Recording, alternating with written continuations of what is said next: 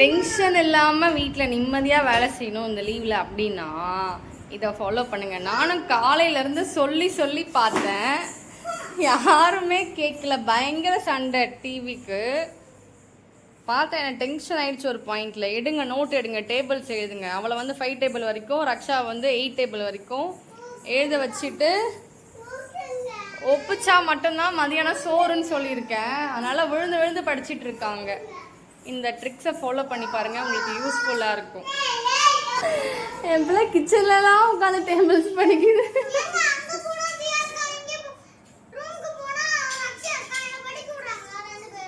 ஒழுங்காக சண்டை போடாமல் டிவிக்கு சண்டை போடாமல் இருந்தீங்கன்னா இந்த நிலமை தேவையா உனக்கு? எவ்வளோ டென்ஷனாக இருக்கிறீங்க. எனக்கு காலேருந்து இத்தனை வாட்டி சொன்னேன் நான். அனுபவிங்க. சொல்லு.